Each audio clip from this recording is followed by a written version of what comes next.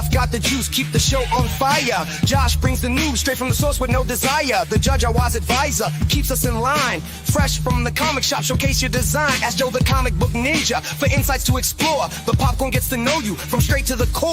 I guess I have to think, cause we make some freaks. So much more to discover, this show's a hit. Anything can happen on a comic book canon. Anything can happen on a comic book canon. Anything can happen on a comic book canon. So let's start.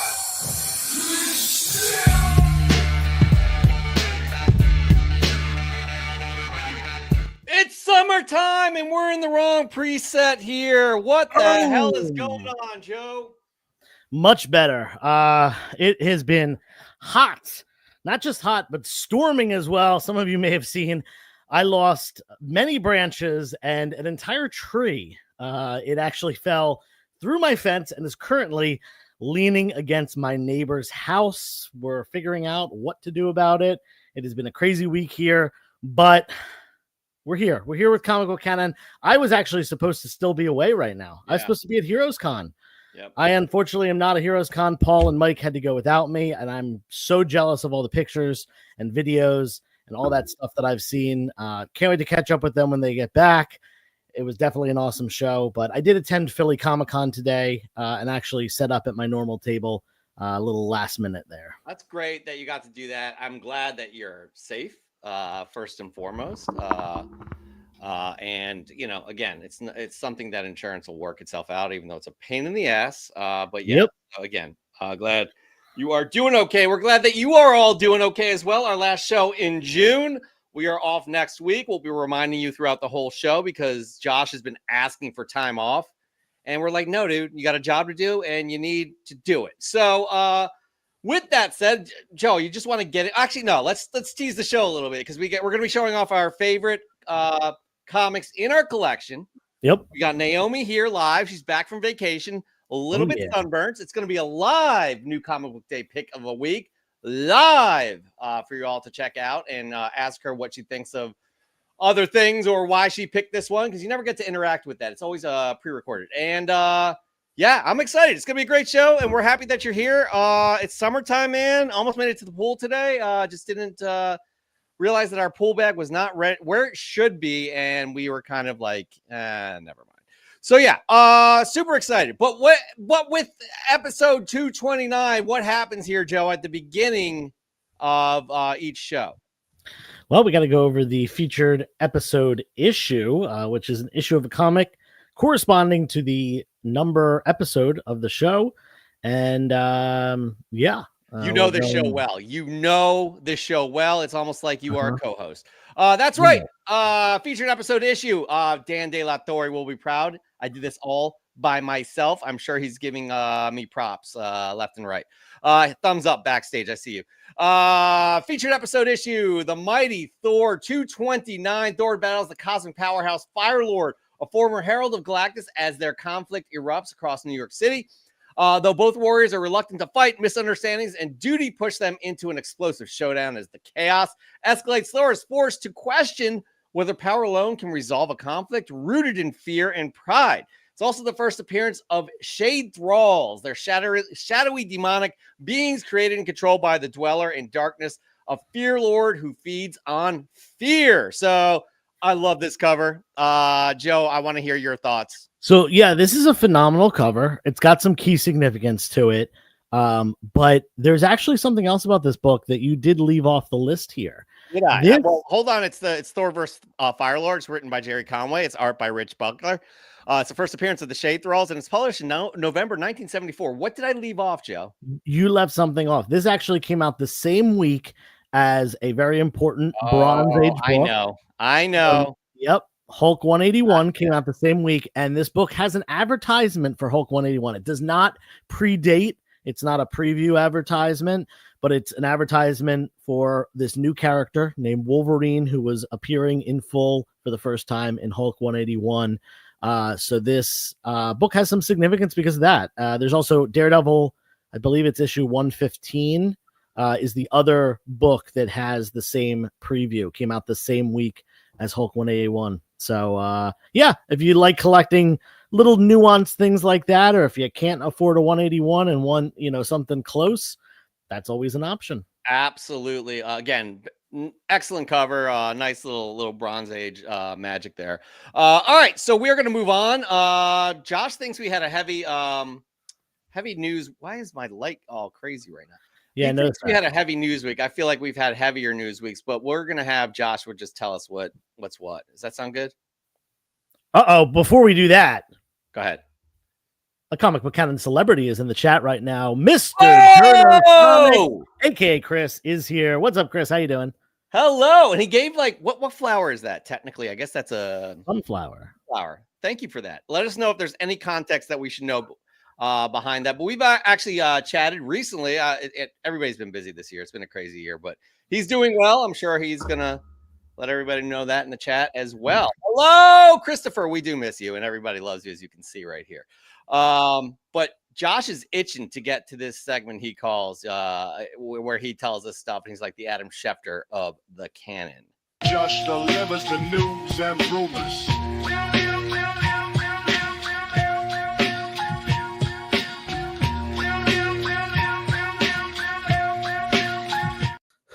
What's up? Oh, what is going on there? I'm itching, man. You are itching to tell the news for sure. And we're itching for you to tell us all about this news. Got a lot to talk about, or so you say. No, I do say. Okay, so says you. Let's see what we got then, shall we? Yeah, so let's start off with some great news, something I feel like I keep talking about all the time. Jeff, I'm in the wrong spot. Thank you, Jeff. Don't be a jerk, please.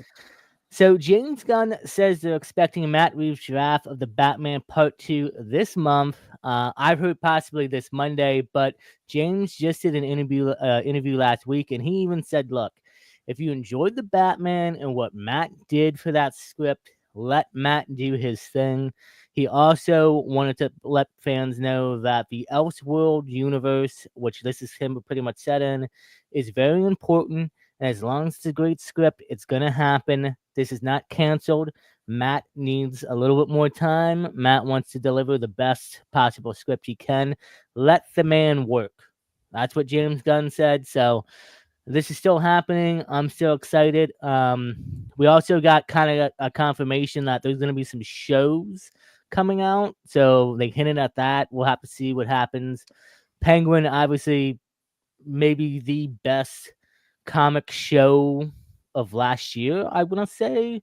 Head to head with Daredevil, obviously. Oh no, Daredevil came out this year. So yeah, let Matt cook, and hopefully by the end of this month, maybe we'll get some casting announcements. End of this month. Stop it. Real quick, I want to give a shout out to Chris Redfield. He is on our TikTok stream here. We're trying to make it all happen in all the places. We are the #1 live comic book show, and actually live show of all time, I think, because that just was verified this week, right? Right, Jeff? It was. We have officially surpassed Mr. Beast's live Beastathon as the #1 live show on the YouTube.coms. And for that, we are very grateful to you as viewers for coming here every week. We got 12 million viewers at this current present time. It certainly will exceed 40-50 million at some point during the night. So share the link with your friends. Give it a thumbs up. Yeehaw. They don't have it, but here's the deal. Also, like Chris Redfield, we're taking over the Twitters now, or the TikToks. So Twitter. Glad to have you on there. We're obviously going to dominate this platform as well. Moving on. What do we have next? Oh, by the way, we have to comment on this because this is Joe's favorite Batman movie of all time. Joe, please. Yeah, I've been saying this. We've had so many updates on this. It's canceled. It's lagging. The script's done. The script's not done. Shut up. Just everybody shut up. It's going to happen. Matt Reeves is working on it. He takes his time. We want a good product. James Gunn, who is the boss, he is the Kevin Feige, and he has said, this is happening. Let the man cook, as Josh said. Yeah. Just no more. I don't want to hear, until we get a casting announcement or something, I don't want to hear any more news about the Batman 2. I'm just tired of updating this every other news week, basically saying, he's closer to getting done with the script. It's going to happen. It's not going to happen. I'm just tired. And Josh, ridiculous. There's not going to be casting announcements by the end of this month or next month. It's not happening. Maybe you don't know. I can't wait till Josh is right. 6 days from now, they make a huge casting announcement, and you I look was like right. a little I dummy was head. right last week. I predicted a rumor, and guess what? It came true during this week. Yo, whatever. You know what it We'll did talk actually. about that. We'll talk about that later, Jeff. Chris Redfield can't wait for that Clayface joint. So that actually kind of teases the next story right here, right? Yeah. So we got some official casting announcement for Clayface. Tom Harris Harry's has been cast as Clayface. I don't know this guy. I don't know what he's been in. I guess he looks like. No, it's your an job to okay do the Clay- research so you could give a full report. Because if I did it and then I'd say, hey, what do you guys think of this casting announcement? Well, we never saw him before in film, but I guess if he looks the part, he should be good. Yeah, honestly, listen. his face kind of looks like Clay, so I'm into this. It doesn't look like that. Doesn't make Well, any it's sense. interesting to know too that like he's a younger actor, so obviously Clayface, is probably going to go to be, used throughout the DCU. I would hope, especially if they cast a younger actor like this. I would imagine he's a young actor. He looks kind of young, so hey, we got a Clayface actor in there. I think shooting starts in September, and James Gunn has confirmed that this will be hard rated R. It's going to be a horror film. Mike Flanagan's script is not going to be touched. Maybe a few little touch-ups, but yeah. Other than that, so I'm really excited to see this horror story version of Clayface, especially on the big screen. I'm not sure if Chris here enjoys the casting because he's a Clay Aiken fan or doesn't. So, Chris. Oh man, they should have cast Clay Aiken as Clayface and then cast Ruben Studdard as Batman. Oh, amazing! You should be a casting director. You're that It's good. a rematch from season 2 of American Idol. You are that good. All right, Joseph, your thoughts.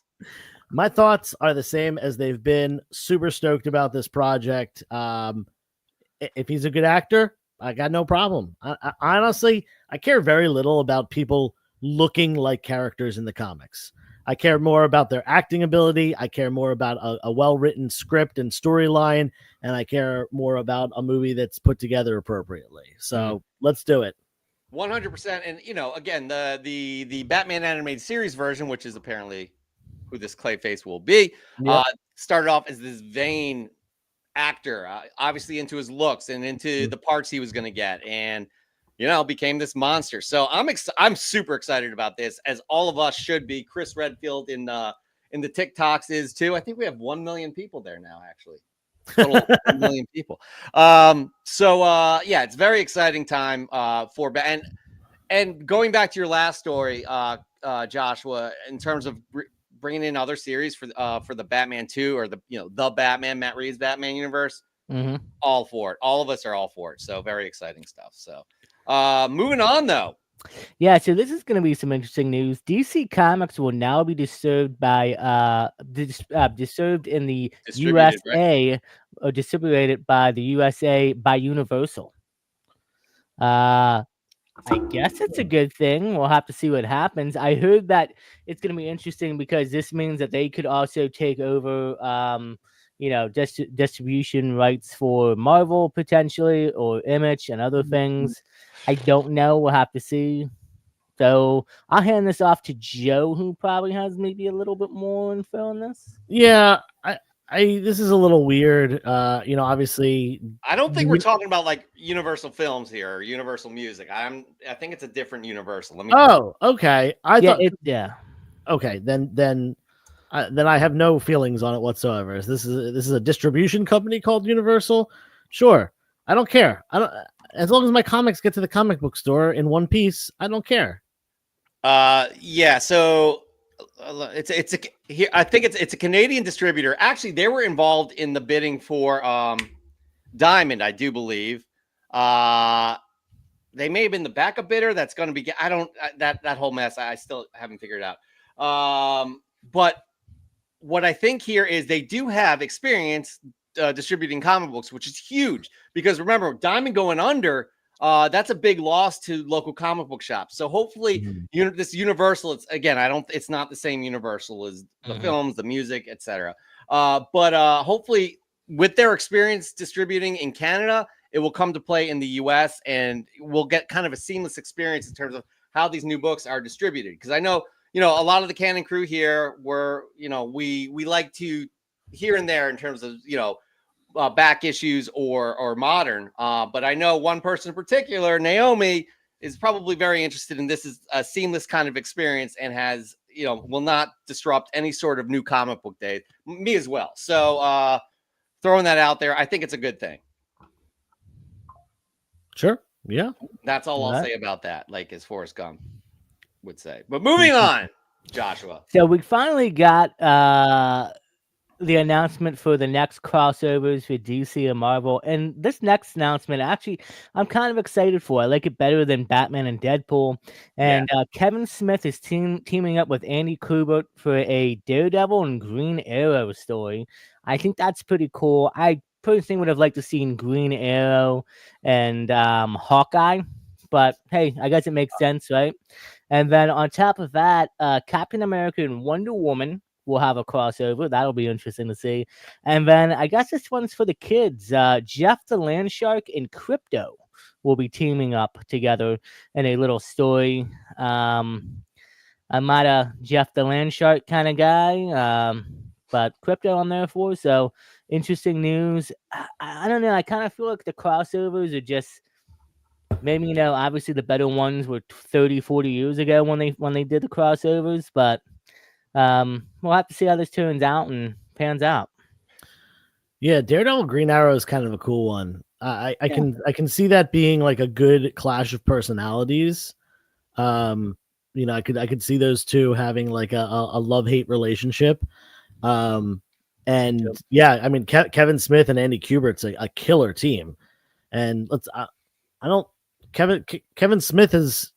I'm pretty sure Kevin Smith has written Green Arrow, and I know he's written Daredevil. He has. Yep, You're right. He's written both of those characters before. Kubert, I can't remember Kubert ever drawing Daredevil or Green Lantern. Green Arrow. So this might be kind of a new foray for him. Yeah. I'm excited about the Green Arrow and Daredevil one, to be honest with you. Actually, Cap and Wonder Woman, it's cool. Mark Lineker brings up the point. It's probably going to be a World War II era kind of story. As for Crypto and Jeff the Landshark, I can skip that one. And I really am not interested in the Batman Deadpool one. So the Batman, and it sucks because Batman's my favorite, but like if you put Batman with almost anybody else, I'd probably be okay with. But I don't know, man. Something about Batman and Deadpool together just doesn't click with me for some reason. Batman Moon Knight, Batman Daredevil. Well, they already did Batman Daredevil. They did. They did Batman Punisher. I would have loved to see Batman and Tony Shark. Oh, that would have been cool. Look at this call, by the way, from Mark. This is a good call too. Steve Rogers will be watching up on Amazon instead of Steve. What's his face? I can't remember. That's a good point. That's a good. Tell you what, I wish I could wash up on that island. Say that again, Joshua. I wish I could wash up on that island, be surrounded by all the beautiful Amazons. Jeff, let's cut to the next one because my head's gonna start going to other places. All right, that's fair. Go ahead. Yeah. So moving on to the next announcement. Are we done talking about the crossovers, or are you guys good? We're good. We're good. All right. So moving on. This is really great. So the director of the brand new Avengers film, the New Avengers, which by the way is a great team. Absolutely love that team name. He is directing X-Men, officially directing. Yeah. I thought he did a great job as the New Avengers director because that is the name of the film, obviously, New Avengers. And we will jump into X-Men with him. It'll be interesting to see the team. I really hope though we get we get some of those small, I want to say smaller characters, but get some characters from X-Men that we didn't get to see in the Fox movies, or that if they were used, that were only in it for 10, 15 minutes. Let's get an actual real team in with some of the original X team. And looking forward to it. Joe. I really liked Thunderbolts / New Avengers. Thought it was a really well done movie. So I have some faith in this guy to put together a great X-Men movie. He already has worked not just in the MCU, but also with an ensemble cast, which is, X-Men is a team. It's going to be a team movie, just like the New Avengers Thunderbolts movie. Yeah, I'm super psyched about this. It was so, Thunderbolts was so well done. I thought I came out of that movie just loving it. And again, you got to get these directors that can balance and do an ensemble. And obviously, with all the big personalities that are involved in X-Men, somebody like this, I think he can make it work based on what he did with Thunderbolts specifically. So very excited to hear about this. I'm on board seeing more Marvel characters through the eye of this director here. So yeah, very, very excited. And Christopher agrees as well. And Immortal Scruffy hopes that it's the OG X-Men team. By the way, Chris Redfield, if I don't get to you, it's because my setup is really hard to see any comments that you have. But we do have 1 million people on the TikToks right now live. 1 million. 18 all right. here on the YouTube. What's that? 18 million. Now 16 million, but still. Whatever. It's hard to keep track. We're huge. Next up, Joshua. Yeah, moving on to the last. By the way, piece. Joe, Yep. you and I called this next story. I called it 100%. Go ahead, Josh. We did. Well, if you guys called it, why should I announce it? Shouldn't you guys be the ones to announce it? Guess what? It is confirmed, everybody, that Confirmed. the Punisher, John Barenthal, will be appearing in Brand New Day, the next Spider-Man film. Joe and I correctly called this, was it weeks ago, right, Joe? Months. So, Josh, ride our coattails. Go ahead. Obviously, you guys forgot when you announced this because it was last week during the show, not weeks or months. Well, we talked about it last week, but Joe and I called it internally at our Comic Book Canon weekly meeting on Wednesdays. Every Wednesday for 4 hours, we get together to discuss next show. And Joe and I clearly said, guys, we have an inside source. This will be happening. And Joe, do you remember Joshua's reaction? Yeah, he said, absolutely no way is that going to happen. That's silly. You guys are stupid little baby men. And if I'm wrong, I will wear my underwear on my head for the next month of canon. So here we go. Next month. Expect Joshua. I can make that. Does it have to be dirty underwear or yes? Clean, or? Moving on. Let's talk about this, though, because this is awesome. Yeah, so I think this is going to be interesting. So originally, John turned down the offer to return as Punisher and Born Again, because at the time, before the rewrites, Born Again was going to make the Punisher more friendlier, more PG in a way. It wasn't going to be as dark as we got in the show and the end-all product. So we know that Spider-Man's obviously going to be, PG-13, going to be a family-friendly movie, all that, right? So my question is, where does Sean fit into this? Like, it has to be either they're going to push the boundaries a little bit and give him, some good scenes and let him maybe potentially take it a little hard, or is he just going to be in for a couple of minutes, kind of like what Daredevil was in No Way Home, and have a small cameo, or is it just that it's a really good script and it makes a lot of sense? So it's going to be interesting to see how much of a big role and how he plays in with Spider-Man. And I'm really excited because, these two both auditioned together. They did audition tapes together to send in, and they both got their winnings and both won. So it's kind of like a full circle moment almost for both of them. And whatever happens, hey, you get more Punisher next year. He's going to be in season 2 of Born Again. He's going to have his own movie special, and he will be in Born Again or Brand New Day again. So, more Punisher is always better, in my opinion. Agreed. Caleb Leland agrees as well. I need more Barenthal in my MCU. Absolutely. I'm 100% with you. Joseph. Yeah, so, I mean, people are a little concerned because I can't imagine them doing a rated R Spider-Man movie. And I think that it's just not going to happen. It doesn't make sense. It should be a PG-13 movie. But even in a PG-13 movie, there can be a pretty considerable amount of violence, and also there can be a considerable amount of implied violence, which they can utilize with this character. He is not going to be the focus of the movie. This is not a PG-13 Punisher movie. This is a PG-13 Spider-Man movie that has Punisher in it. I don't think it's just going to be a cameo. I also don't think he's going to be, 80% of the screen time of Spider-Man. Like, it's not going to be majorly fixed on him. I think it's going to probably be fixed on a lot of different New York City area characters. If what they seem to be building around, Mayor Fisk ruling New York outlawing vigilantes, all that kind of stuff. If that's what this seems to be, if that's what this develops into, then I think like an ensemble cast almost, or at least a bunch of different characters that they kind of bounce around to, mainly focusing on Spider-Man. Makes sense. So I wouldn't worry about them toning him down too much. He's still going to be Frank Castle. It's still going to be John Bernthal playing the role. But this movie, I'm even more stoked about it now because, as we know, this guy kills it in the role.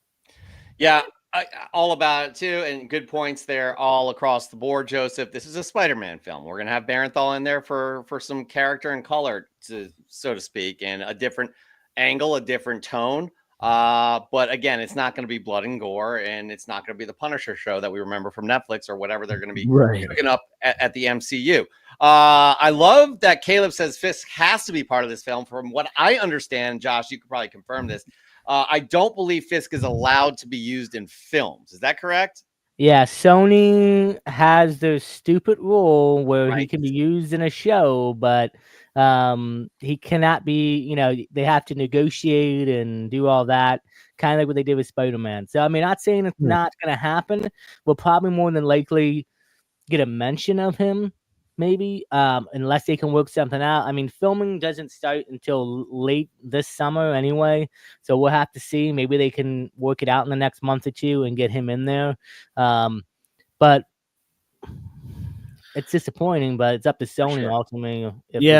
I wonder if they can reference him, like maybe not have him physically there, but them, reference him. I don't know the legality of things, so but anyway, definitely some good news here. Josh, I think we have another rumor, right? We did not call this one, though, Joe. We can definitely verify that we did not call this one. We did not. Might not be true. Yeah. Which one is that?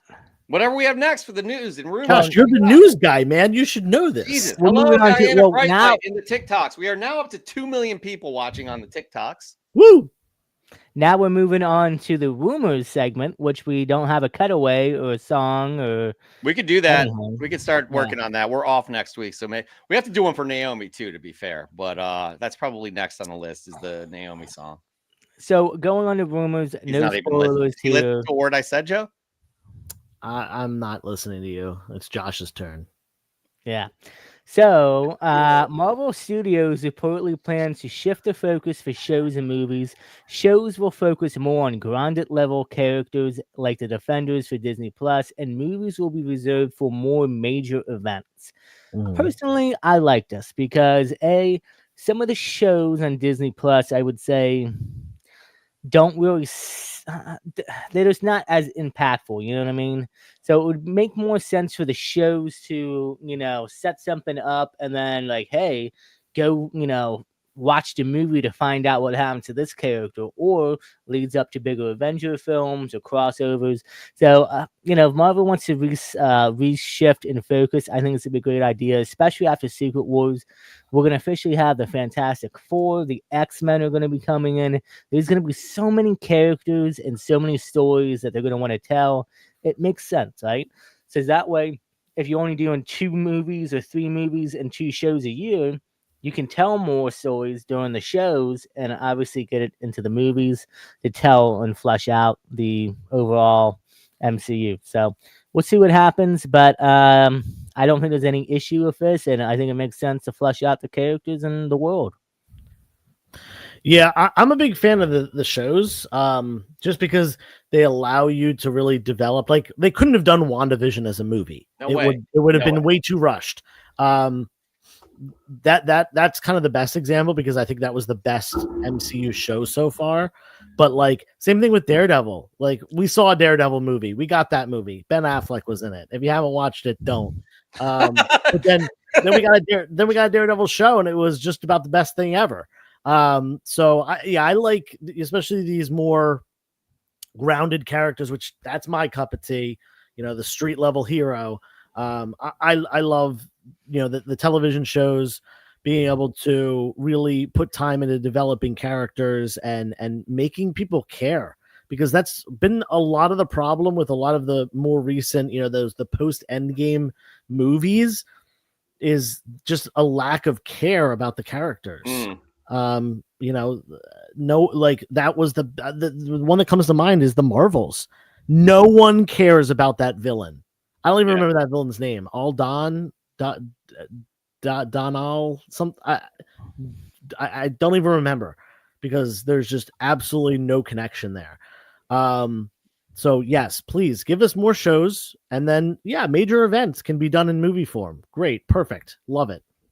I'm all about this as well. I think it's great. Again, I love the aspect of fleshing it out. I love the aspect of having it be an event night when a new episode comes out on a really hot show. It's fun in terms of social media with your friends and this community as well. So I'm all about this strategy. I do want more content than they're kind of committing to at this point, Josh. And I can't remember how many films they're doing or talking about doing. But other than that, I'm all about this 100%. Yeah.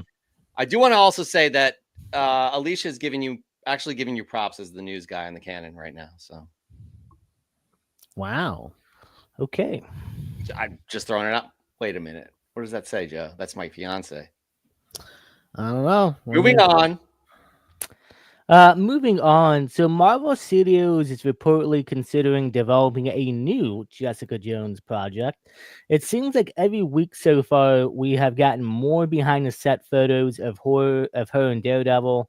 Man, I'm excited she's back. I think it's interesting though, because she is an underrated character, I think, for the females in the MCU. And I think, honestly, whether it's a movie or, continuation of her show, I think she would be a good character to focus on in the MCU, especially for the ladies in the MCU, or even younger girls that are trying to get into comics. I would love to see it. Jessica Jones, one of my favorites. Anyway, I just finally got around to reading her first solo series, which I'm enjoying. So I'm all up for it. Give me more Jessica Jones in the MCU. Yep. Street level heroes, all about it.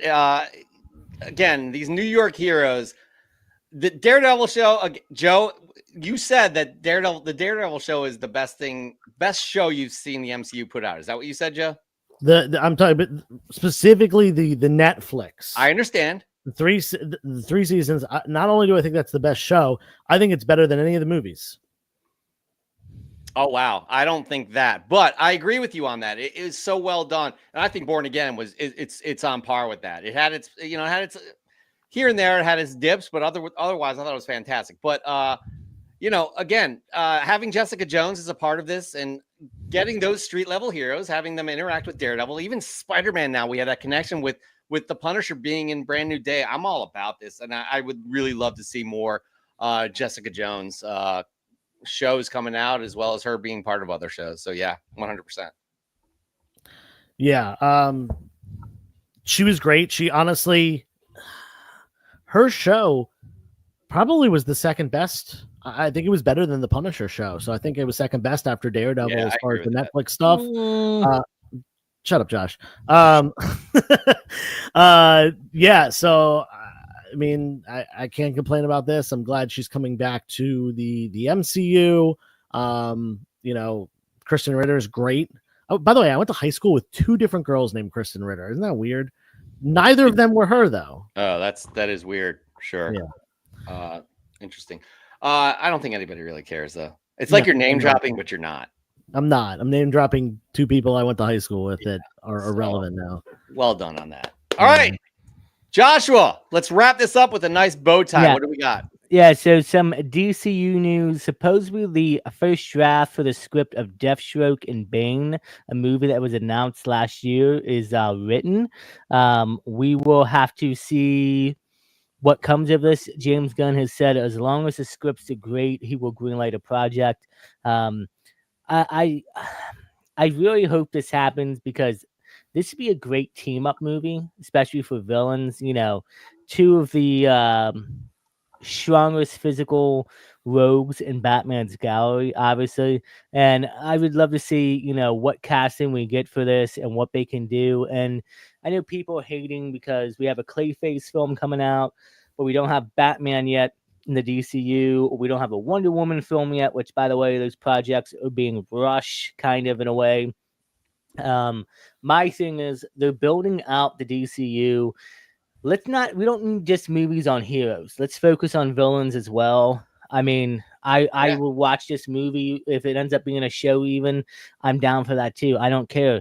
If you can give me a good script and a good reason why these two team up, I'm all up for it. And it's finally time that we get a live action film or show on characters and villains that we love and get to see great stories with them. So I really hope this ends up panning out well and in the next year or two get this movie. I love these two characters, and they're such staples of DC, one of them being a major character in the 80s or from the 80s and throughout the 80s, and the other one being, a hallmark of the 90s. Who knows what this is going to be? Are they going to be fighting against each other? Are they going to be teaming up? Are they going to be roommates? Like, imagine that. Like, Bane's like, Slade, pass the remote. It's your turn to clean the microwave. You got to do this. You got to cover your mouth and you do it. Like, your turn to clean the microwave. We're all out of bagels. All right, I'm gonna stop find doing that funnier than forever. everybody else, by the way. Yeah. I don't know if you finished your point, but I'm just gonna jump in. Hell yeah, let's take this. This will be a badass kind of. Kate said this right here. Where's your comment? Where is it? It's basically, did you have this on your bingo card? Right, yeah. Anyone guess this project? James Gunn did bring it up. I don't know about James Gunn's greenlighting techniques here because he says the script has to be good, but sometimes he's greenlighting things, and I guess the script isn't done because then he cancels it, like Sergeant Rock, and what was the other one that was canceled? Sergeant. He confirmed that Sergeant Rock is not canceled. It's on hold.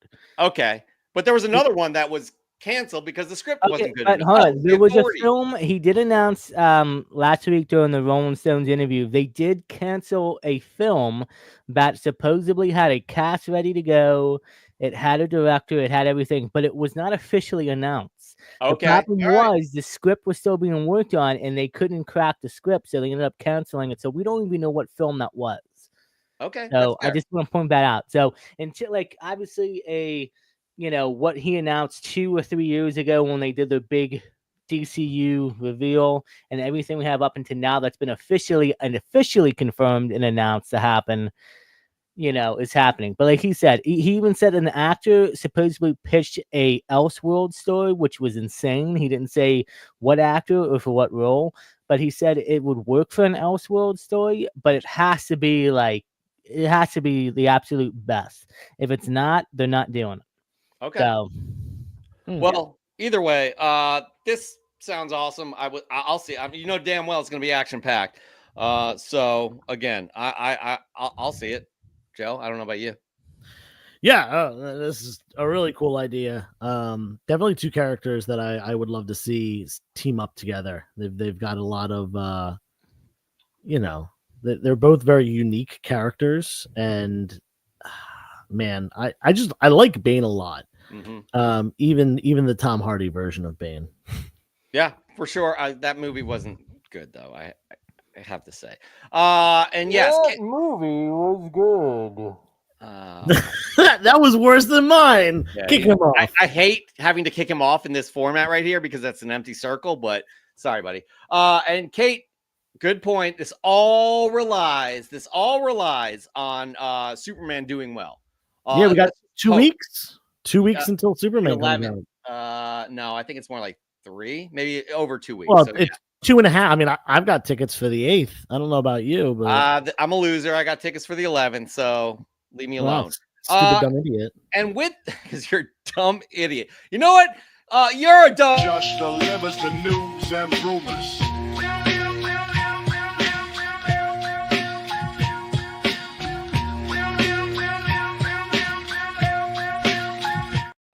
right, Josh, you did well. You did well. You did back. deliver the news and You didn't rumors. kick me off yet. Well, you did, but you know. I'm I mean, we can continue to kick you off if you want, right, Joe? It's not It's a big very deal. easy. It's Snap really those easy. fingers. It's like, watch, I'll do it. Watch. I just did that one. I'm gonna add him back to say, show us everybody how easy it is. Oh, I- ready? Yeah. Okay. It's that bye. easy. Yeah. It's that easy. So, anyways, but we need to bring him back because we're doing a segment as we teased in the thumbnail here. By the way, 24 million people watching now. Please like and subscribe if you have not done so already. We are the most popular and most famous and the biggest live show ever in the history of live shows. It's Comic Book Canon. So, True. like and subscribe. We got 3 million people on the TikToks now. 3 million people. But let's bring in the rest of the Canon crew because we are going to give you all a dose of our favorite items in our personal collection. One comic book that rules them all. Is that fair to say? Is that how we say it? Sure. So hello, That's- Naomi. Hello, Dan De La Torre. How are you both doing first? Naomi, you first. You're muted. Unmute. Oh, Sorry, Oh, there we go. muted. Yes, Oh, one God. thing. amateur hour over here with Naomi. Oh, wow. Come on. Shots fired. She's the rookie. Let's be honest. Until we get a new member. Yeah, Brooke. yeah. Leave me So- alone.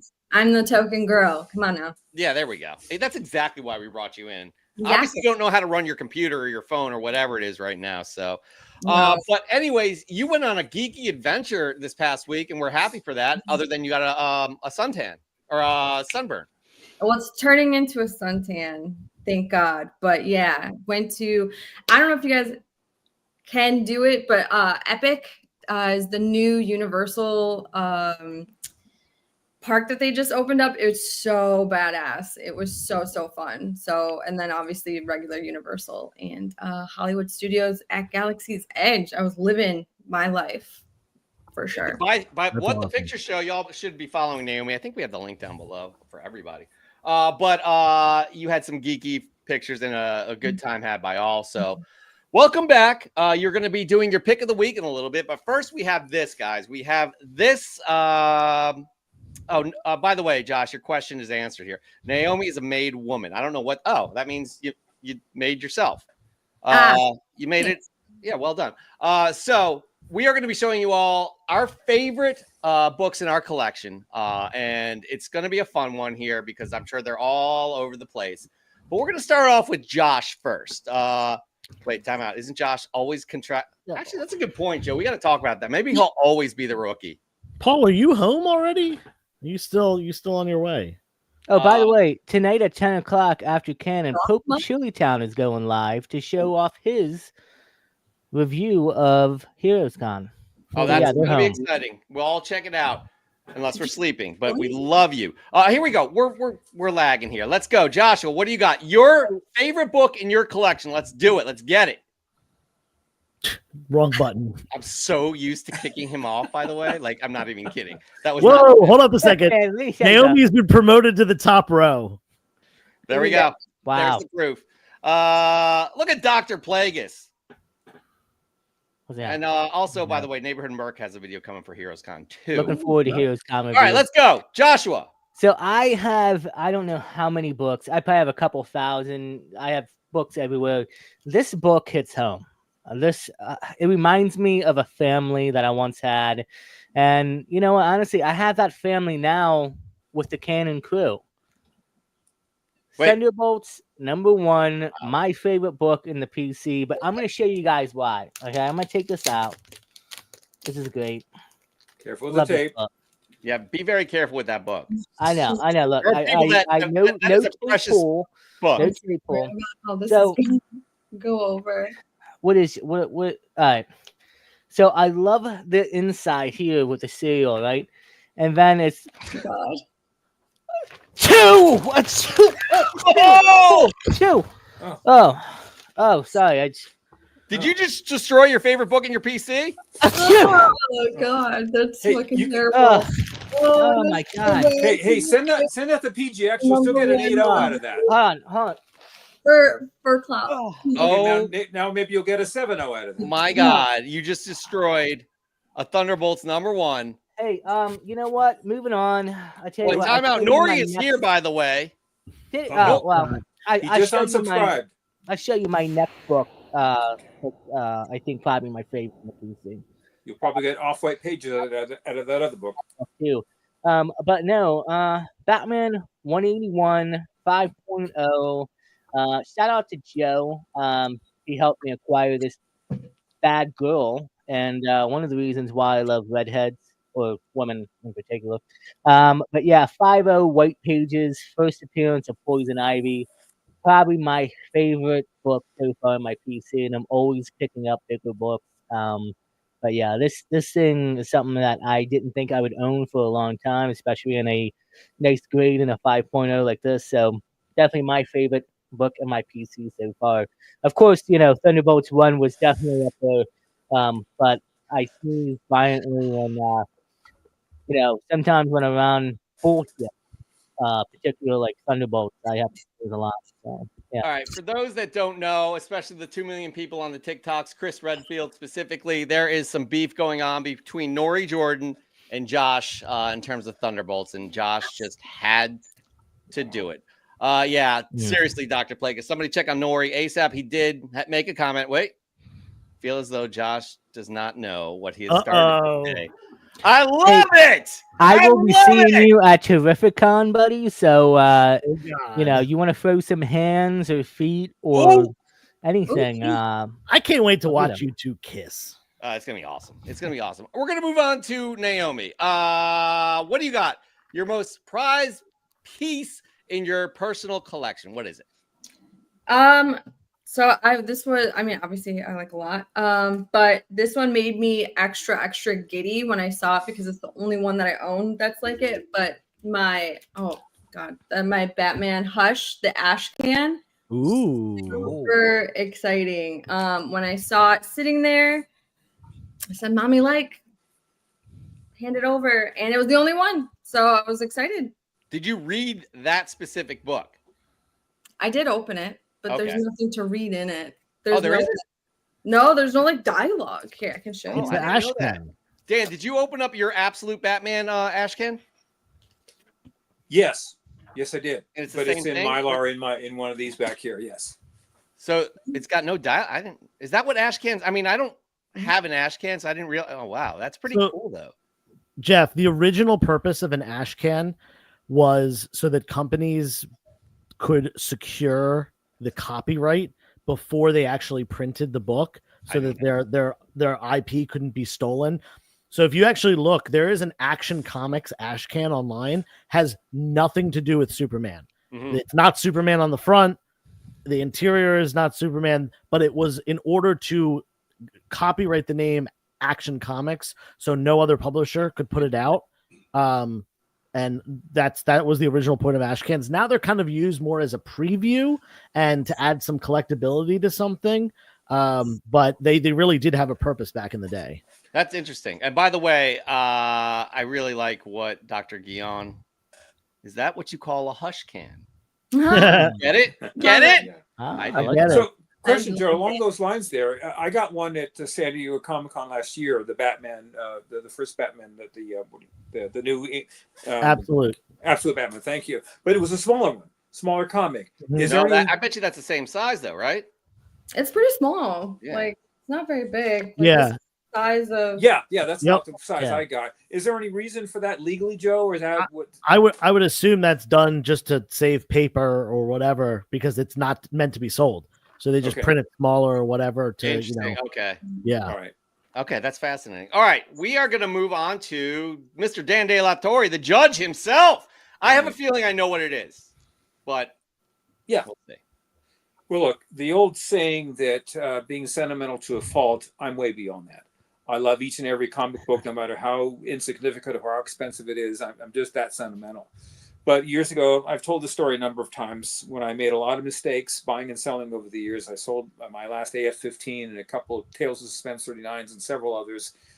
It didn't take long to realize what a stupid decision that was. But during that sale, there was one comic that I just couldn't let go of. And it was the reason why was I'd walked up to Stan Lee when first time I met him was at the Oakland WonderCon at the Oakland Convention Center. And I walked up to him with this book and I said, "Sir, would you sign?" Because back in those days, you just walk up to him. There was no security or anything. And I said, "Sir, could you sign this for me? And he did. And he opened it up and he signed. He's left-handed and he signs it and he puts the cover back on and he says, "Good, I didn't tear it." We had a little laugh and that was my Stan Lee moment. And I went back. I didn't want to bother people back in those days. I was too shy. And I went across the convention floor and I look across and he's still there by himself. I think one guy was talking to him. But because of that special moment, I just couldn't get rid of this Fantastic Four #3.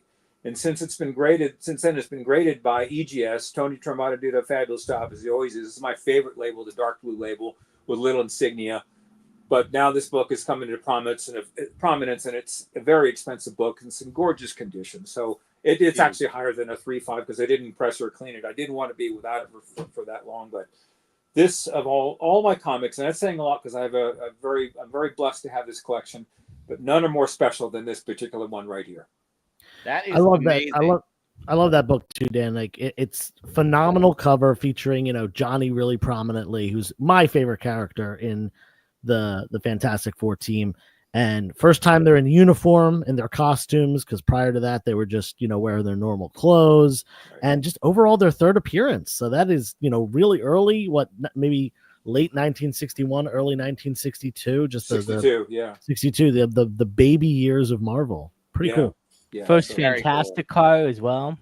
Yeah, first Baxter Building, first Fantastic car, first uniforms, first team. This, in a way, this is maybe a bit of a stretch that this is sort of when the team first gets going. Not quite a Fantastic Four #1, but still a very prominent issue. I'd rather have that one than 3. Than 2. 2 is the first Skrulls, which is a cool book and all, but I would rather have them first time in costume, first Baxter Building. I think that's way more important. It's a much better cover than 2 as well. Yeah. Yeah, excellent. And that's a great story too. And so glad you did not get rid of that from your collection. So that makes it even more because of Stan Lee, I just couldn't let it go. Yeah. Okay, I guess I'll go next because it's a nice segue, because I guess I'm the second person to have a Stan Lee signature as well. I brought this book out quite a bit, so it's like really no surprise. But yeah, this is special to me. I was fortunate enough to work with Stan Lee 3 times.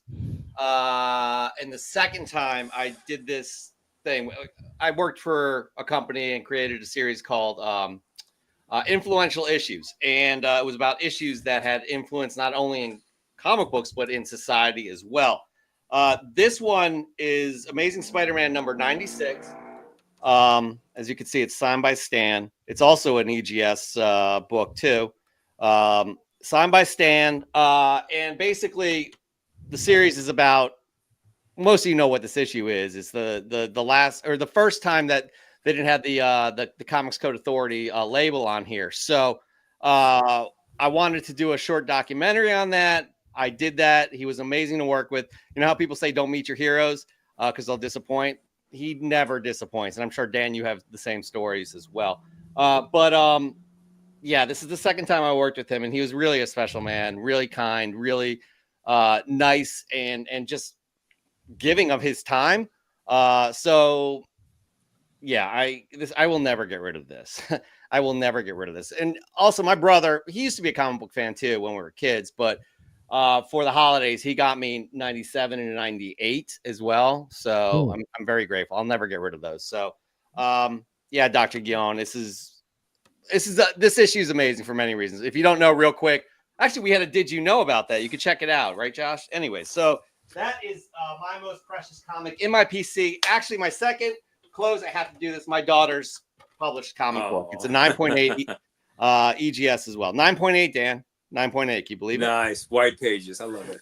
Yeah, I mean, look, there she is right there. Oh, anyway. That's adorable. And by the way, the stand, by the way, Jeff. One more Cannon Crew member to real quick, Jeff, that Stan Lee's signature is gorgeous. You've seen variations of his signature. That's one of the prettiest ones I've seen. I didn't even realize it. I wanted it to be in the piece too, where he signs it and then just holds it up. It just didn't work in the edit. But yeah, I don't know. I'm just glad I had him sign it because I'm not one to take pictures or anything like that with people I work with. But that right there was the closest thing I got. So anyways, Joseph. Yes. You're next. Cool. It was hard for me to pick because I really have some books that mean a lot to me in a lot of different ways. I have the first comic book I was ever given as a kid, which is a McFarlane Spider-Man #1. Still have my original copy that I've had since 1995. Wow, that was 30 years ago. I have my Crow #1, which I think is probably what Dr. Plagueis is thinking. My red.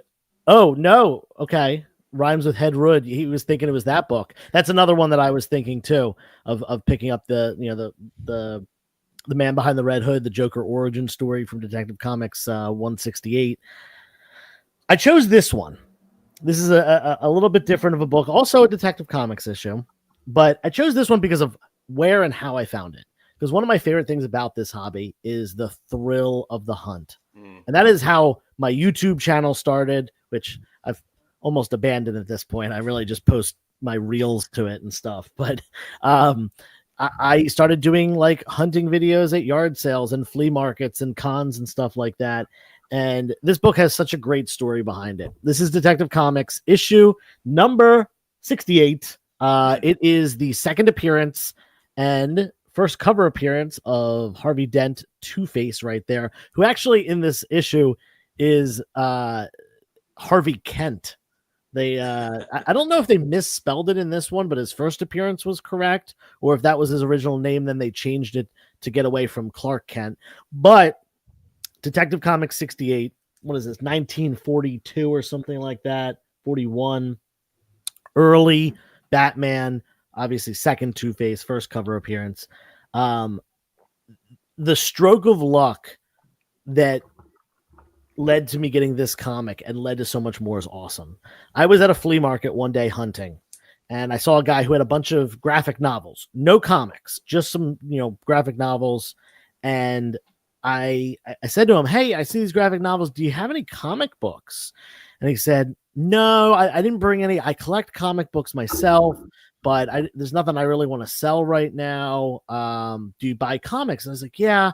He goes, "Hey, one of my neighbors actually found some old comics, including some Batman stuff from the 40s. It's out of my price range, but he's actually having a yard sale today. You should stop by his house." And I was like, "Whoa, okay."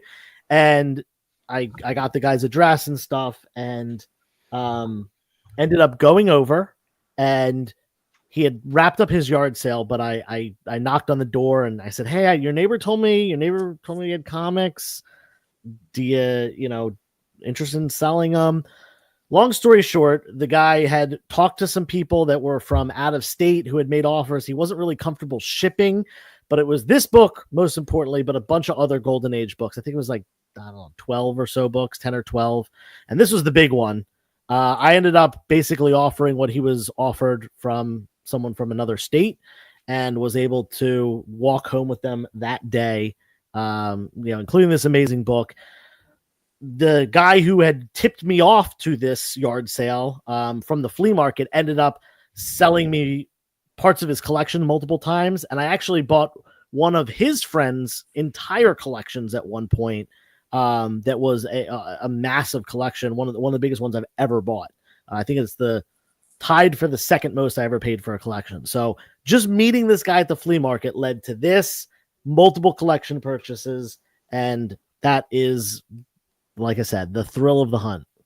That's amazing, dude. That is absolutely amazing. And there's so, I think it's fair to say, out of all of us, the challenge, you probably had the biggest challenge in terms of deciding what yours would be. Maybe Dan is a close second, but that right there is absolutely amazing. So well done. And I'm glad that this segment was well received. We have Dr. Guion is like, we need to make this happen with the guests. So we'll try and figure that out. I don't think we could do this on the weekly. Everybody show us your favorite. What we really need to do is we need to have Dr. Guion sometime soon and have him run down his favorite top five obscure comics, because he's into like a lot of weird indie stuff, and he's very knowledgeable about that. I bet we could learn a lot from him about cool. What is it, Too Much Coffee Man, or Cadillacs and Dinosaurs, whatever is on his agenda for that week. And also, Naomi, you missed this unless you watched the show last. Dr. Guion has work published in Heavy Metal, a magazine somebody featured here. Mark Leneker featured that book. And Dr. Young's like, oh, I wrote one of the stories in that one. So I'm definitely going to be picking that one up for sure. Lexi Spuds Comics also has that too. So yeah. Oh, by the way, Dr. Plagueis found his favorite comic in his PC. It's going to be a hard one to beat in his collection. So I was telling Joe about that today too. I did see you posted the video. I didn't have time to watch it. I definitely want to see that though. So I will be checking that out. Is it in the video? Is it in that video? It should be. I know he posted up in the stories, and let me tell you something. I'm jealous because it's a book that I would want to have in my collection, signed by a certain artist. All right. Well, that's excellent. Here's the deal. Like and subscribe if you haven't done so already. We'll be talking more about our personal collections. I don't think we could really top the ones that doesn't change every week, our favorite issues, but we will talk more about yours. Send us yours. Let us know what you think. Maybe we'll show off yours. With that said, speaking of favorite issues, the judge, Dan De La Torre, has his new weekly segment. This is the third one, actually. They just keep getting better, by the way, where he kind of has you keep an eye out on certain issues here and there. Joshua, what's the segment called? He forgot. I don't know. I forgot. Ruling from the bench. No, hold on, wait. Go back 30 seconds. Joshua, what is this segment called? He left. He left. Yeah. He was ashamed. Anyways, next up, well, stick around too because we're gonna have Naomi's new comic book day pick of the week for next week. Hi everyone, welcome to another episode of Ruling from the Bench. Recently, the MCU has announced that it has canceled the movie Armor Wars. It was first going to be a Disney Plus show, then was ramped up to a motion picture. But Disney, which has been putting a number of projects on hold, added Armor Wars to that list. Now keep in mind that the Armor Wars project has been in development for some time, which means that they put a lot of time, effort, and especially money into this concept. With all the investment that they put into it, there's a pretty good chance that they will revive this project sometime in the future. Armor Wars began in Iron Man 225, and in this issue, Tony Stark realizes that his enemies have somehow stolen his technology, the most important aspect of his power. So he engages in an all-out war to destroy what was taken from him. The series lasted about 8 issues, written by David Michelin and Bob Blayton, who also did the artwork. It profiles an almost frantic Tony Stark who becomes a man on a mission trying to retrieve his stolen technology. Because of the cancellation, the comic book's value has dropped significantly over the last several months. Currently, a CGC 8.0 can be bought for a mere $25, and 9.4 white pages can be obtained for less than $75. It was a great read, and I recommend that you consider getting this series in your collection. Everyone, thanks for joining. For the Comic Book Canon Show, I'm Dan De La Torre, and this is Ruling from the Bench. Yo, your powers get cooler and cooler each episode, by the way, Dan. I got to bring up that volume though. I could barely hear myself. Really? Oh, Yeah. you're talking. Yeah, now you're talking about Josh with my mixing skills. Come on, give it a break, both of you guys. I'm enjoying those segments, everybody. Armor Wars, I love it. I love Bob Layton and that whole run right there. Bob Layton is just a magician. Joe, I'm not sure how this sells now. It probably doesn't sell anywhere near the way it did when Armor Wars was announced. But obviously Tony Stark is dead, so it's going to be a completely different type of a story. Yeah, I'll tell you this. I'm pretty sure at the height of it, when that was first announced, kind of during like the late ends of the comic boom, the full run of Armor Wars was selling. The first issue, 225, was selling for like $25, and the whole run was selling for like 80 to 100. And I'm pretty sure I put up the first issue near mint plus for $10 right now, and it may or may not sell. Like it's the rest of the issues in the run I put in the dollar bin. Wow, actually, okay, it is a classic storyline. Great work. Looking forward to next episode's ruling from the bench, Dan. Those superpowers, man. I don't know how you keep them in check, but well done. All right. So, Joshua, you have an assignment right now because now it's Naomi's new comic book day pick of the week for next week. So you need to sing the theme song. Yeah. Go.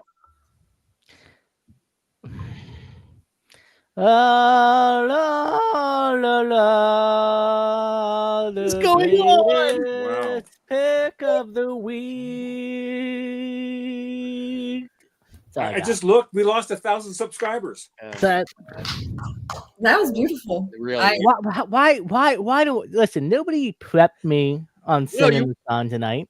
But that's what this comic book canon is all about. Your reaction time. You know, when Joe zigs, you're gonna have to zag. You know what I mean? That's why our show is the #1 show ever of all time of all live shows. So Listen, the viewers are liking my voice. They like. yeah, this you have the song. voice of an angel. Anyways, but this is Naomi's segment. We did not do a pre-recorded one. Naomi. By the way, that last one was top notch in terms of quirky, weird, and fun. So we're going to expect more from Naomi in that regards. But Naomi, as of this week, right now, it's Sunday. The book comes out on Wednesday. I doubt you have it in your hand, but you definitely have one picked, right? I do have one picked. Very excited about it. Let's talk. All right. So again, sorry guys, I didn't have anything pre-recorded. I was off having a vacation of my life. But the one I am looking forward to is Absolute Martian Man #4. If you guys haven't read any of it yet, I highly, highly, highly suggest it. It is weird. He's like hallucinating throughout the whole thing, and the alien, the Martian, is materializing slowly throughout the comic, and the color in it is phenomenal. The way that they're doing it, a lot of people are having some issue with trying to, it's very conceptual, so it's very, very cool. But in the last issue, some weird reason, a lot of people became like they fell under some sort of spell and murdered somebody, and it was like a whole citywide thing. So this issue, I'm really interested to see how they are going to stop that from happening again. So it's really, really trippy, very cool. Again, if you guys haven't watched any or read any of the Absolute Martian Manhunter, it is really, really good. I mean, this art right here is a perfect example of that. It is so good. That's and I love cool. Derek Neiman's challenge here, by the way. And I'm not sure if anybody here on the, in the crew, Ken and crew, is going to accept this. I won't. I'm backing out of this. Hard mode. Read Absolute Martian Manhunter on acid. Wow. I mean, like, seriously, this Don't book, recommend that. this is nothing compared to what's in the pages there. Exactly. Like, you know what I mean? It is trippy as hell. I mean, like, you're doing acid. I mean, I've never done acid, but I would imagine if I had, I'd be seeing trippy stuff like this. So, Hey, speaking of Absolute, I'm going to be meeting one of the creators of the Absolute line next weekend. and True. tell us more about this. So Scott Schneider will be at Brave New Worlds in Philadelphia next weekend doing a free signing. And you being the Adam Oh. Schefter of the canon, you're going to probably do lunch with him. Am I right? Well, I'm going to try to get a video and get him to confirm that I am the best part of canon and that you guys. So anyway, I was about to do it. I didn't do it. Yeah, it wasn't you? Just kidding. I did it. Basically, yeah. Here's the deal. We have this summer is going to be amazing. Next month's going to be amazing with Fantastic Four and Superman. We have Did You Know we're working on every week for the past 3 weeks. We have a new Fantastic Four. Remember, we talk about this one is about Sue Storm. And I'll be honest, I didn't put much thought into Sue Storm, but if you think about it, she is Marvel's first female superhero. Yeah. And the way she's paved open doors for other female superheroes, she's an important character in the Marvel universe. Check out this Did You Know that she broke barriers? Invisible Woman. Did you know Sue Storm was a groundbreaking character? Well, eventually. When the Fantastic Four launched in 1961, Sue Storm became Marvel's first female superhero of the Silver Age, a major milestone. But for years, she wasn't treated like it. Back then, Sue's main power was turning invisible, which, unfortunately, felt symbolic. She was often sidelined, fainted during battles, or stood behind the boys while they saved the day. Her most common role? Getting kidnapped. But Sue Storm didn't stay invisible forever. Over time, writers gave her the respect and the powers she deserved. She also became the heart of the team, the one holding Reed together, the one grounding Johnny, and the one calling Ben out. She wasn't just a supporting character anymore, she was the core of Marvel's first family. Today, Sue Storm stands as a symbol of how far women in comics have come. She paved the way for heroes like Storm, Jean Grey, Kamala Khan, and Carol Danvers, who all owe a little something to the invisible girl who once had to ask permission to help. So, what do you think? Has Sue Storm finally gotten the recognition she deserves? Let us know in the comments. And if you didn't know, now you do. Yeah, again, she is an important character, and I think we're going to see an empowered Sue Storm in the film. But Dan, I'd love your kind of context when it comes to Sue Storm, because Reed treated her like shit back in the day, and I don't know if that is kind of how men treated women or what have you back then. But it's pretty, like, you read some of those books, and a superhero like Reed Richards, you would not think would have that kind of mentality, basically go back to the kitchen and take care of things or whatever it was. So Dan, your thoughts. Before I comment, that quick little poster of Sue Storm was in this issue right here, by the way. Oh, wow. The pinup.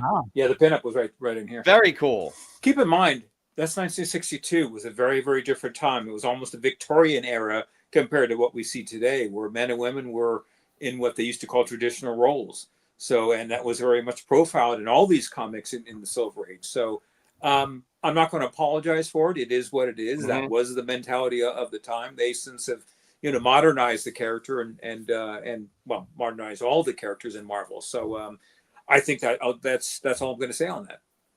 Yeah. There is a specific issue of Fantastic Four where she goes through a very harrowing event, and she comes out on the other side, and one of the last panels of the book is her stating that she will no longer be known as the Invisible Girl. She will be forever known now as the Invisible Woman. It was mid-'80s, Copper '80s. Yeah, late 80s, I think. Mid-200s issue too, right. I think. Like, it took a long time. And actually, confirm it too, for First Steps, the movie, the director even said Sue Storm is pretty much the team leader. Oh, wow. Without her, the Fantastic Four would crumble. So she is going to be treated definitely a lot better and taken more seriously in the MCU. Joe, I think that happened after she became Malice. Yeah. Mistress of Hate, that whole episode, and then she had a emotional change. So that's when that all came about. Naomi, you got something to say? Yeah, no, I think it's actually really cool how they made her pregnant in the movie.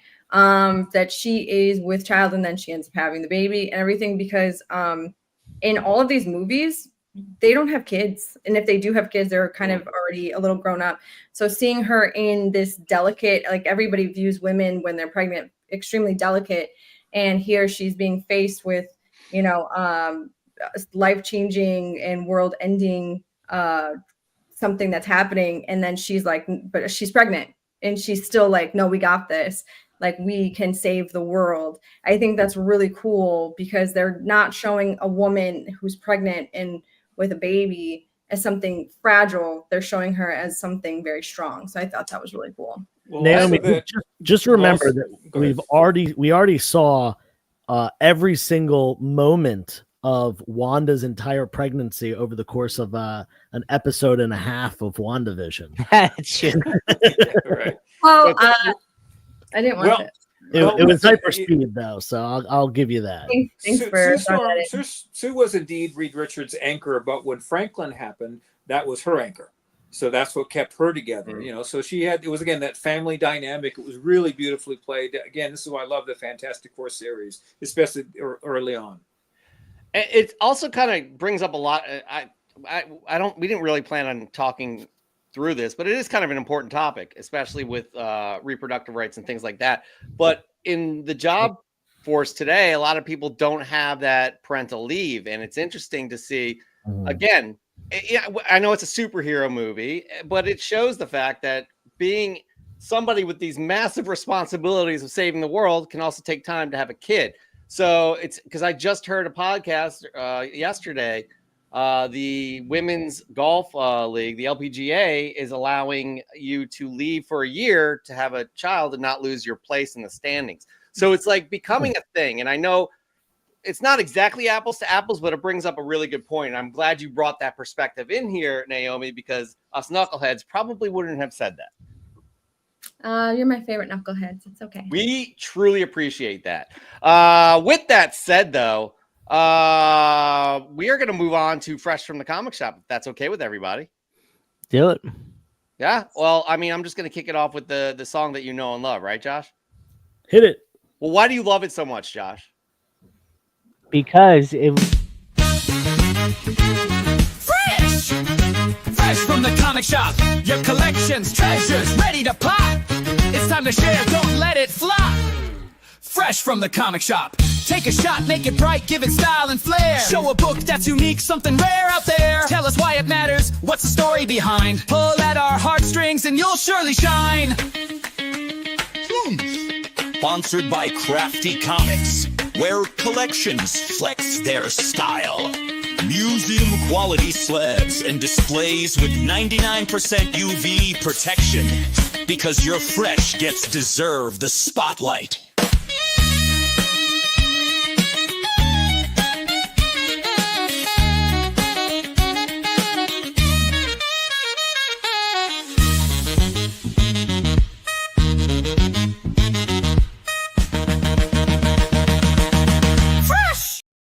Fresh from the comic shop. That is right. Ooh, the judge is putting on his little oh, hello. Nope. Hello. I don't want that on there. Nope. Do not want that. There we go. Thank you, Joseph. Anyways, we are here with Fresh from the comic shop. That's right. You send in your fresh gets every week and we show them off on the show. Just use the hashtag FFTCS on the Instagrams. Tag Comic Book Canon in the picture. Tag us in the picture because we will not see it if it's in the description. And show us your fresh gets. Give 3 things. Think about 3 things that we look at in terms of the criteria. That is a well-composed shot, something that is visually stunning. Doesn't need to be stunning, but catch, get our attention. Think outside the box. Be creative with it. 2, make it unique. Joe, what do we always say about unique books? Doesn't need to be $30,000. Not $30,000. It could be $3 and still be the most unique book. Because it's only 1 of 1, and there's how many billions of people on this planet, and you own it. That's special. It could be a crumpled up book too. What's that? It could be a crumpled up book too. Somebody actually, Dr. Plague has had a comment saying that's probably gonna be fresh from the. Was that one of my price tags that was stuck to it? It was. It's for one of my fresh gets for tonight. You'll see. I know what book it is. It's special. You know. Great. Pull on our heartstrings. Tell us what that book means to you. That goes a very long way. So, we are sentimental people. We do have emotions, feelings, just like the rest of you. I know you're going to see us in one of those like People magazines or whatever it is. It's like, look, they're just like us. They eat ice cream. We do eat ice cream, and we do cry sometimes. So, yeah. By the way, I do want to bring this up, Josh, and I want to know how this makes you feel. Paul Bond is going to make sure he's first in line to meet Scott Snyder. Before you and hype me up as the top guy in the show and mention how much of a mensch you are. Mensch. Okay, Paul, if you can get there before I can. Challenge accepted. I love it. I mean, hey, we'll see. Best friends. Guess what? I'm gonna go out like midnight and wait out in a tent. Just like how all the bums do for Pokemon cards. What brand of tent do you have, by the way?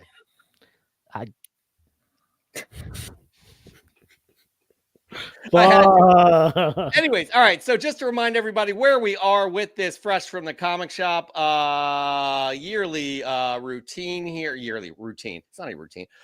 We are Mons Comics is the winner in January. February is Dr. Plagueis. In March, we have super.crispy.comics. In April, Nori Jordan, Josh's arch nemesis. More fuel to the fire from this episode too, by the way. In May, we have Mike Haggs, and June is still being figured out because we do have, dag nabbit, Dan De La Torre, the judge. June, Mark Leneker is in the finals. He is waiting on Spuds Comics to go up against whoever will be moving on to the semifinals tonight. That will be decided all next week. We'll have a June winner by our next episode, which will not be next week, but the following week on July something, right, Joe? Yes. July something. July and something. Something. All right. Here we go. We're going to get right to it. What is going on over there, Naomi? It's my cat. You're your cat. Oh. Look at that. What are you doing, cat? Yo, cats are selfish. Okay, I'm a dog person, 100%. Cats do not care about you. You are a dog's world. She no, she runs the ship around here. So okay, apparently you too. She's the boss of you. Yeah. Oh, for sure. Okay, that's unfortunate. If you need help, blink twice. Okay, we're sending Josh there. Speaking of Josh, we're going to add you in here. All right, we're again. So Mark Lineker is waiting on the Spuds Comics versus whoever's going to be moving on tonight. Let's just get to it, shall we? Where are we? Oh, we have Mark Lineker actually with another heavy metal submission. Endings and Beginnings, Heavy Metal's first incarnation, lasted over 300 issues, closing down in 2023, but a successful Kickstarter brought it back just last month. Both issues feature Tama, the last Tarakian breakout character from the 1981 Heavy Metal film, and ambassador for the magazine ever since. Quoting the film, in the spirit of Tarna is transferred across the universe to a new defender, and the power of evil is contained for another generation, and a new Tarakian is born to protect the next. Very heavy words, I'd have to say. Well done there. Look at the I gotta say, Mark Lineker has definitely stepped up his game in terms of presentation. He's not shooting it up against a wall. True. Yeah, there's a little background action. We love it. We love to see it. Good day, Judge. How are you? Good day, everyone. Good day. Thank you. I do not have any fresh gets this week. Naomi, do you? Yeah. So I went to a new comic book store in Orlando. Got a bunch of cool things, but this one I thought was really cool. Never heard of it. Never seen anything like it. I don't know. Maybe you guys know anything about this. I thought it was really, really cool, and I snagged it. Infinity Graphics. I don't know. It was $1.75, so I snagged it. That's definitely, I would say that's unique. Joe, have you seen something like that before? Yeah, I don't think I've seen that issue. Whoa, where are we? That's my fault. That was interesting. This is also the wrong. We're supposed to be on this one, Jeff. Yeah. I got you. I fixed it. Don't worry. But yeah, I've never seen that one before, and I come across plenty of indie stuff. Is that like 1980s? Does it look? It has to be 80s. It says 87. Wow. Yeah. I've never seen. Yeah, it was just sitting in the bins, and I just snagged it. I thought that was really cool. Nice grab. That is a nice grab. You're gonna have to crack it open, read it, and let us know what you think too. I definitely will. Not before the end of the show. There's not that much time left, so letting you know that. All right, moving on. We have Raising Elm Comics, who is eligible, by the way. Comic fan for nearly a century. The 100 has been the strong arm of the New York underworld. But now, as COVID-19 ravages the city in early 2020, a different kind of plague has arrived, a criminal mastermind mounting his takeover. Unless Rain, daughter of the 100's leader, Joseph, can unite the last elements of the fading crime gangs in one desperate attempt to fight back. Sounds like my recent pickup. Dark Honor may be an interesting read. What did you all find this week? Much love, Comic Fam. You know what's interesting here is that now we're starting to get some stories from the COVID era. This is the first time I've ever seen that. So that is unique in my opinion. I'm not sure who the publisher is on. It's Image. So I didn't know anything about this book, TBH. That's to be honest, as the kids say. But yeah. Yeah, interesting. You know, we're 5 years out from COVID at this point, and it's showing up in media now. You know, in fiction and entertainment. Yeah, so that's definitely cool. I think that's unique. Maybe I'd like to hear what other people think as well. Joshua, how about you show us a fresh get? We're not going to be able to get to. You may as well just knock out your 3 right now. Well, I only got 2, so I'll knock them out both. Fair. So I went to the Philly show today with Joe, and I have been a Star Wars whore lately, I will say, because I've been picking up tons of Star Wars. And yes, I did say that live. This is a great negative space cover of Star Wars. That's a very cool cover. This is issue number 11, and I just love it. Some of these are like very high price and value, especially New Mint, because it's less than 20,000 copies. But yeah, I love that. And then my last fresh get is a great upgrade to the PC. Shout out to Joe of 360 Comics. I had a 3.5 off-white pages, and I wanted to upgrade, and he had this book up for sale on Friday night, I believe it was, and made an offer and traded him the book and some cash, and I now have a higher grade copy. Oh, nice. First Silver Age appearance of Scarecrow, I believe his third overall appearance. Up until this issue, he was missing for 13 or 14 years, if I'm not mistaken. This is about a 6.0 to a 6.5 copy, so I'll be sending it in.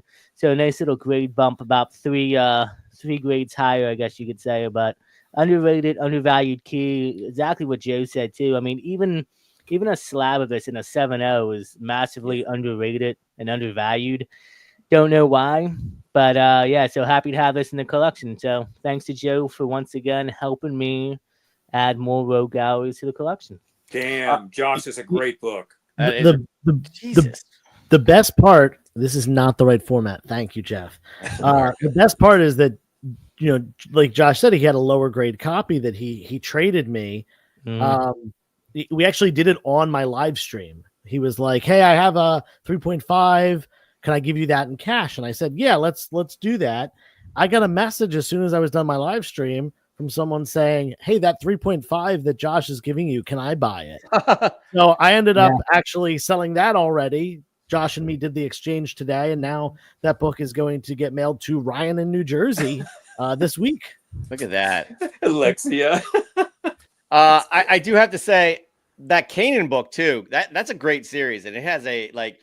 I'm not going to say it's not like a favorite in terms of Star Wars fans, but it has like a cultish kind of fan base, especially with the series. And I love that whole run. I love that cover though. That's probably one of the top three covers. Joe picked up some of the issues today. I hate him because he was going through the dollar bins, and I swear to God, he found like first Jessica Jones. He found, I think it was Ken episode or number 2, which is like the second cameo appearance of all the characters. Is it number 5? Yeah. All the characters. Like he found a lot of good ones, but I've been collecting the run, and I mean, I love it. And like I said, a negative space cover with the clone troopers and stuff on there is just, it's amazing to look at. So for sure. Raising them, I did not get Daredevil Cold Day in Hell. I've been going to comic book shops asking. I mean, it's gone. It's gone. Guys, I got to show you. By the way, that was a new comic book day pick of the week for Naomi, which was issue 2. I think you did. You didn't. You started the segment after 1 came out. So yeah, they only have 3, so it's only a 3 series. Yeah. I'm gonna read it eventually. It'll be on the Marvel app, but I have not gotten an issue yet. So can you guys put me on the big screen real quick? I love doing that. Yeah, absolutely. So I just got tagged in a post on Instagram. Oh snap! That was so fast. It's on. So should I read the caption real quick? Yeah. By the way, I'm assuming Nori Jordan has posted this. Is that right? This evening, a great injustice was done on YouTube's greatest show, Comic Book Canon. Josh's Comics 01, in an act of comic book violence, destroyed a copy of Thunderbolts #1. The historical significance of this book needs no explaining, and the comic book community is in mourning. I asked the 8 people who followed Josh to unfollow him as we begin the payback process. A line has been crossed this day. That's perfect. I've never heard the term comic book violence before. That's new. That's great. I love this community, man. Oh, death threats are great. I just you know what? Let me just what are you doing now? Let me just Okay. Wow. You are just adding fuel to the fire. Look at Naomi. She's terrified right now. You can still say, I already played this joke before. I'm going to play it again. You can send that to PGX and get a 4.0 white pages. Or actually off white pages because you blew your nose in it. By the way, Dr. Plague, as you know, it's serious when he didn't wait for the end of the show to post that. That's a good point. Yeah, that's true. Yeah, he was working on that. It was so fast. I feel so much better after tearing that up even more. You know what I mean? It's like it's a relief.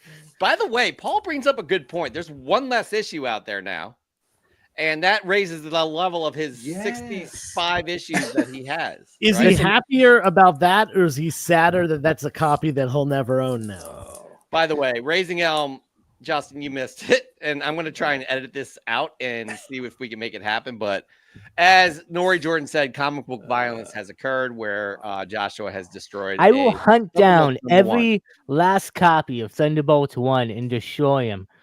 You know what? Terrific Con, I'm going to find every copy. All right, we need to cut him off. Yeah, He's yeah, going to start yeah, making he's terroristic threats. he's going to sleep at some point tonight. He's going to get us in. Now.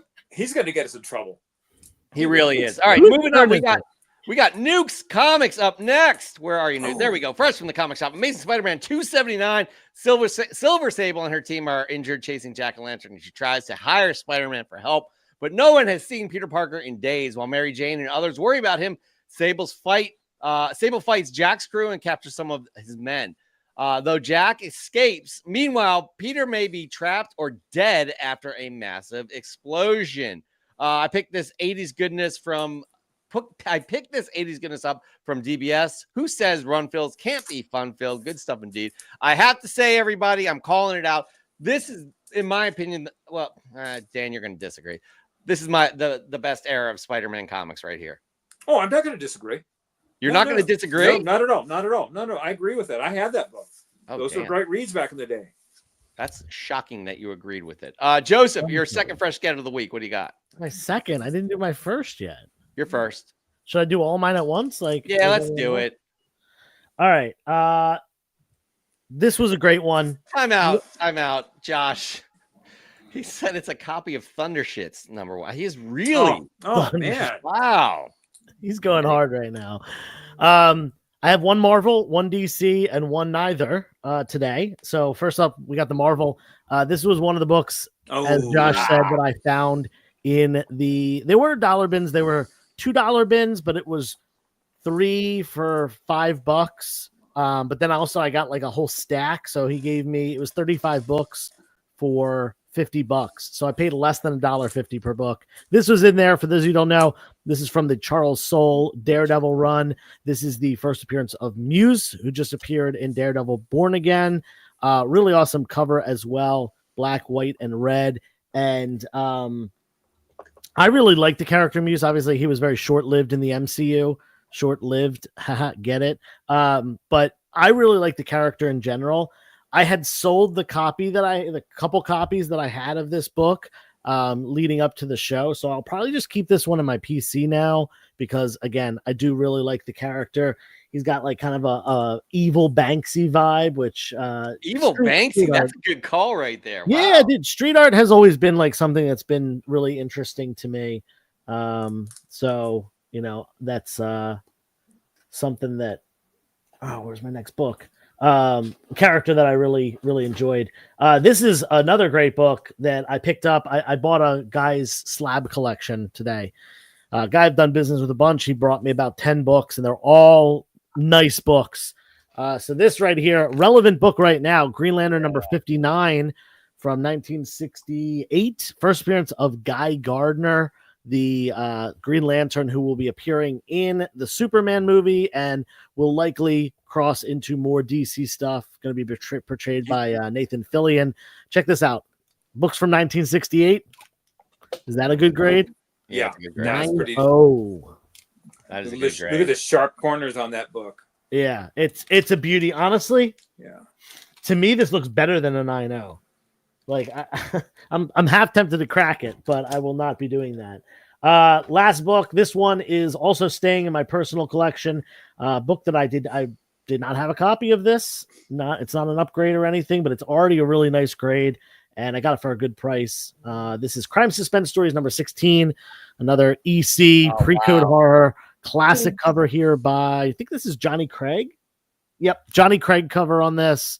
This guy with like a straight razor going for the attack, and it's kind of like a point of view kind of thing. Like you're almost like the guy he's attacking, looking at the cover here. And love that gradient in the background as well. It makes the art really, really pop with the black at the top, the yellow in the bottom, and the orange in the middle. Definitely a great addition to the personal collection. First perspective cover. Yeah, for sure. Right, we're gonna bring Josh in. Hopefully, he's learned his lesson. He's chilling out and not adding more. He doesn't learn his lesson. Come on, guys. I want to apologize. My My blood sugar has risen. I'm not feeling well. I just got to eat a quick snack to make myself feel better. It's down to a 3.0. Oh. With 10 pages. Yeah, I Most appreciate brittle the pages. ASMR right there. Thank you for that. I feel better. I feel at peace now. I feel full, so. You ruined my dinner. I was hungry a minute ago. Yeah, for sure. All right, we're gonna move on to, I guess, our final submission. Let me just double check. Oh, it's your good friend. It's your good friend, Joshua Nori Jordan. Oh, wow, look at that. Here we go. This week I will show off a book that I purchased from Joe, aka 360 Comics. I grew up buying comics in the 90s, so naturally Dark Hawk was one of my favorite characters. Joe sent me a beautiful Marvel Age 97, which some argue is the first appearance of Dark Hawk. I have been looking for this book for a while, so it's nice to have in my PC.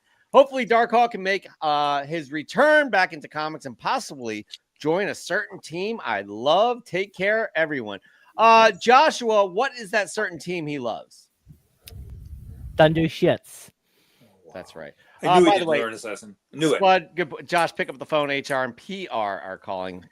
No, because Joe's live right now, and so I don't see him calling my phone. Oh, God. Here we go. All right. We are at the end of the show where we have to decide. Can I have 2 fresh gets? Oh, I'm sorry, but real quick, answer this question. Can't you do something about Josh? This has to be done. This has to be done in the courts. I can't do this right now, but I have to file some papers, get the motion going. But the long answer is yes, Josh. You're gonna have to pay a penalty for what you've done. Sorry, the law is the law, and I enforce the law. I am scared. All right, what do you got, Judge? All right, I'm trying to finalize my Avengers run. I'm trying to get Avengers 1 through 100. I got most of the big keys out of the way, but these are sort of it used to be filler keys, but these are still great runs here. This is the first appearance of not Luke Cage, but a different Power Man. Oh. Avengers number 21. So I haven't read this yet, but again, these early Avengers are just fabulous to have. And these are very hard to get in high grade because these were really trashed, even when I was collecting back in the day. And this is the Tales to Astonish run number 68. It's in really, really nice condition. Shout out to Kamikaze, and especially the Hulk issue. The early Hulk issues were just the best. They really were. Look at that leader. I just watched the Captain America movie. That's the leader that I remember, not the guy. Actually, the actor did play a pretty good role, even though the movie was kind of so-so. But anyway, that's what I got. Yeah. Who did that cover? I love that version of the Hulk right there. Oh shoot. You would ask me that. I'll answer it in 2 weeks. Not a problem. All right. So here we are, everybody. We have how many people are eligible? We have Mark Lineker is not. Raising Elm is. Nukes Comics is. Nori Jordan is not. So what we have, Joseph, is we have Raising Elm with this interesting take on COVID, and we have Nukes Comics with my favorite kind of run of Spider-Man. Those are the only 2 eligible, huh? Yeah. We've seen a little bit of a dip. I don't know if it's summer coming. I'm not sure what it is, but we've seen a dip in submissions, but we're going to have an announcement soon on some encouragement for you all to be submitting because submissions have been down the past couple of weeks, which is weird. Anyway. Yeah. So yeah, I mean, both great. I think I'm leaning towards one of them. I'm leaning towards, let's just say, the book that's a little bit more unique. I have to say that as well. Judge, how do you want to proceed? Both Joe and I know which one we're going to pick. Why don't you both announce it at the same time? And if you're in unison, then the game is over. But we have to be in unison, same enunciation, same timing, and everything. As close as you can. Yeah, ready? Here we go. Jeff. On 3. Jeff. No, wait. The judge counts it down. On 3, Jeff. Are you ready? On 3. 1, 2, 3. The book I'd like to pick is Raising Elm. That was terrible. Jeff, that was terrible. What do you mean? You said for me to decide the book I want to pick. Not the big to-do and bring, just the book name itself. Joe was spot on. Joe, fantastic. What did you say, Joe? I couldn't even hear you. I said Raising Elm as well. Oh, so we were in unison. We both were in agreement. We agree. You were not in unison. Justin, aka Raising Elm. If the judge allows this to proceed, you will be going up against Spud. aka Lexi, in the semifinals, and then whoever wins that will be going up against Mark Lineker. Judge, please. It's Raising Elm, right? Yes, okay. Raising Elm, congratulations, you're the winner. Case dismissed. I'd like to pick Raising Elm as the semifinal. Anyways, look, I love, we do this thing at the end of every show. Maybe we'll get rid of it, but we're saying how grateful we are to this amazing audience. 21 million people watching right now. 2 million people on the TikToks. They love us. You know what I mean, guys? They love this show, and we love doing it. We love seeing you all. The common thread that holds us together is comic books, but we also have many other common threads. We are human beings with emotions, and we do cry, and we do eat ice cream. So let's start with the rookie of the team, Joshua. I had a great time tonight. A lot of frustrations were building up from getting kicked off recently, and to rip up the copy of Thunderbolts. I know you're gonna do it, Joe.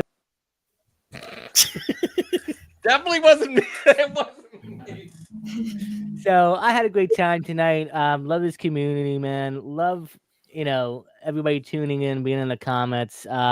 Definitely get some more fresh gets in. Let people know. It's kind of didn't realize we only had like 3 or 4 people tonight, but it's a great show as always. Go follow all of my co-hosts on their socials as well and check them out. And keep tuning in every night. Maybe on the next episode, I'll have a Thunderbolts #1 I can burn live on Instagram and YouTube and TikTok. Good Lord. I know, for real. Speaking of, Naomi, how's it coming back to the show after a week hiatus? It's good. I'm happy to be back, and sorry I wasn't here last week. But yeah, no. Apologizing? You know what happens when you apologize on the canon? You have to apologize for apologizing. I apologize for apologizing for apologizing. But yeah, no, it's good to be back. I'm having a lot of fun, and the peanut gallery is always my favorite, I have to say, for sure. And also Nori, that wasn't me. So if you go after anybody, I told him not to do it. So all of us did, by the way.